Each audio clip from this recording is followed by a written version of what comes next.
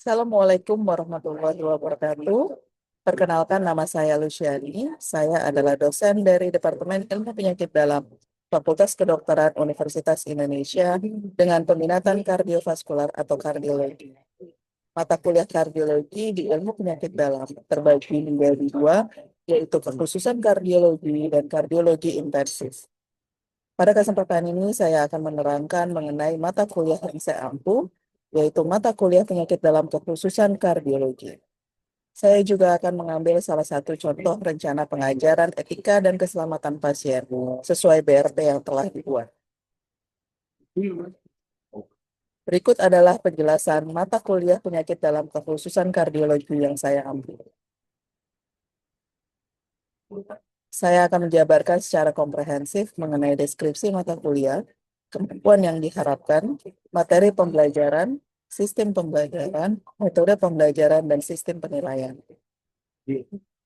Penyakit kardiovaskular adalah penyakit yang berkaitan dengan jantung dan pembuluh darah.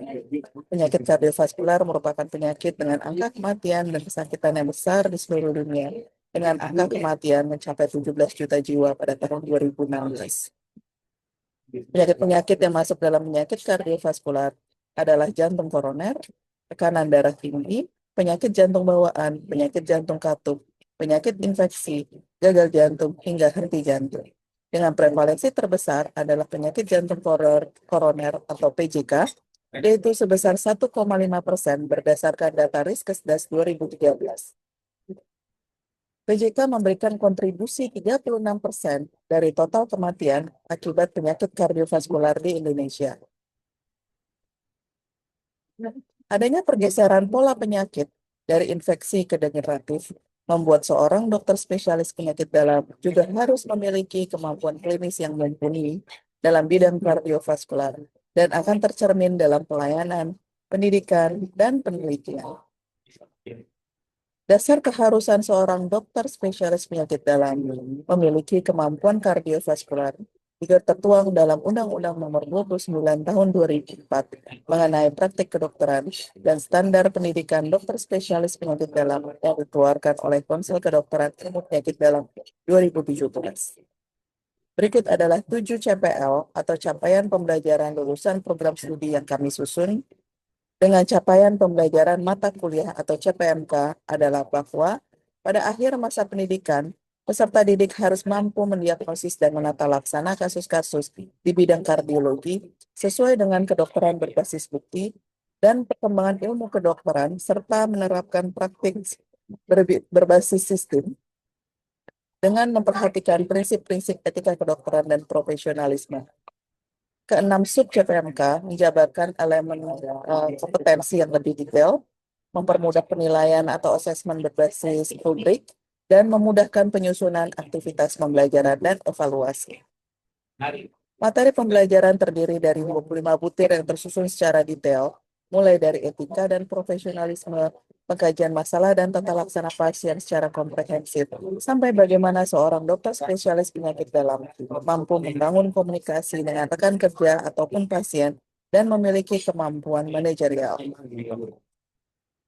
Sistem pembelajaran disusun adalah orientasi, kuliah, diskusi topik, diskusi kasus, tutorial, kerja lapangan, dan ronde pasien. Dengan metode pembelajaran yang baik secara daring dan luring, yang disesuaikan dengan jam kerja dan jenis kegiatan yang dilakukan di pelayanan serta divisi atau departemen. Sistem penilaian mata kuliah adalah melalui penilaian diskusi kasus, mini CX, ujian kasus ruangan, dan penilaian kinerja baik di ruang rawat maupun di poliklinik.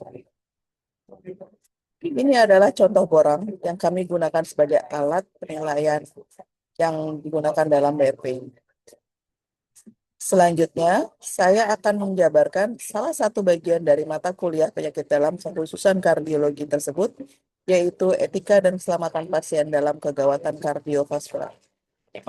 Pada topik ini, saya akan menjabarkan mengenai etika, keselamatan pasien, kegawatan kardiovaskular, dan penerapan etik dan keselamatan pasien pada kegawatan kardiovaskular. Etik sendiri berasal dari bahasa Latin yang berarti akhlak, adat kebiasaan, watak, perasaan, sikap yang baik, dan yang lain.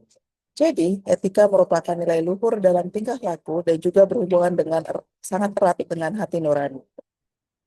Etik kedokteran mengatur hubungan antara dokter dengan teman sejawat, rekan kerja, serta terhadap masyarakat dan pemerintah.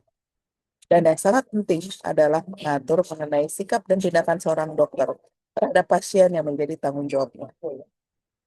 Etika kedokteran diperlukan dalam melaksanakan pelayanan kesehatan. Karena itu disebut juga sebagai etika klinik yang tertuang dalam 4 prinsip dasar etika kedokteran. Autonomi, beneficence, non-malfeasance, dan justice. Seperti yang tergambar dalam diagram ini, di mana autonomi, beneficence, non-malfeasance, dan justice saling terhubung dan menjadi satu kesatuan, bukan terpisah. Keselamatan pasien di rumah sakit adalah suatu sistem di mana rumah sakit membuat asuhan pasien lebih aman yang meliputi asesmen risiko, identifikasi, dan pengelolaan hal yang berhubungan dengan risiko pasien, pelaporan dan analisis insiden, kemampuan belajar dari insiden, dan tindak lanjutnya serta implementasi solusi untuk meminimalkan timbulnya risiko, serta mencegah terjadinya cedera yang disebabkan oleh kesalahan akibat melaksanakan suatu tindakan atau tidak mengambil tindakan yang seharusnya diambil. Sasaran keselamatan pasien adalah ketepatan identifikasi pasien, peningkatan komunikasi yang efektif, peningkatan keamanan obat yang perlu diwaspadai, kepastian tepat lokasi, tepat prosedur, dan tepat pasien operasi, pengurangan risiko infeksi terkait pelayanan kesehatan, dan pengurangan risiko pasien jatuh. Kegawatan kardiovaskular adalah suatu kondisi penyakit kardiovaskular yang secara akut menyebabkan gangguan sirkulasi, sehingga kebutuhan oksigen dan nutrisi penting akan terganggu.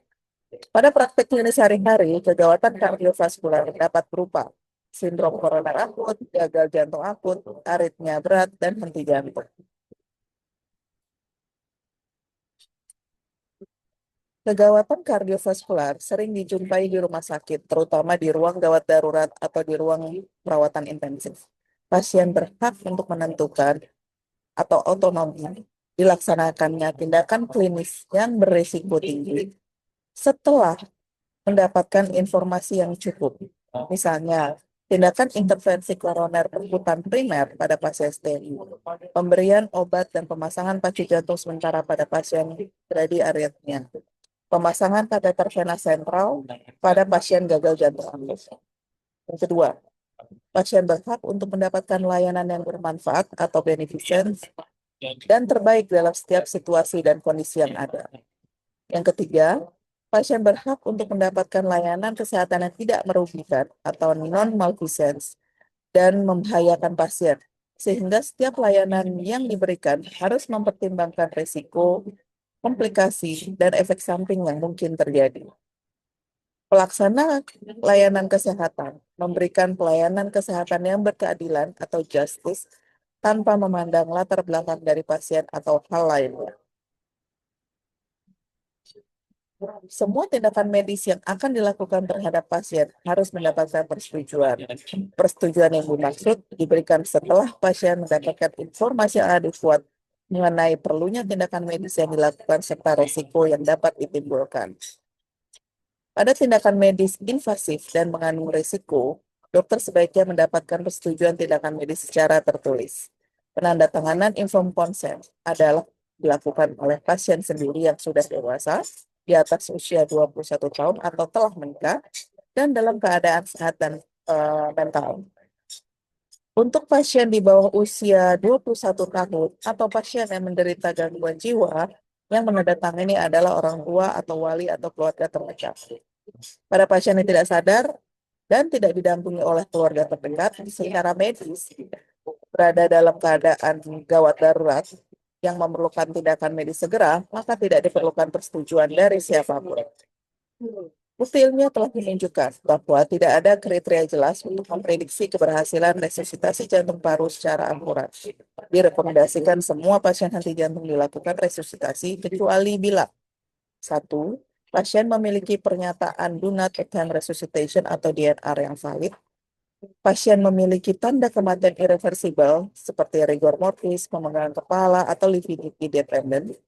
Yang ketiga, tidak ada manfaat fisiologis yang dapat diharapkan karena fungsi vital telah memburuk meskipun terapi maksimal untuk kondisi seperti shock septic atau cardiogenic progresif. Di rumah sakit, keputusan untuk menghentikan upaya resusitasi terletak pada dokter yang merawat.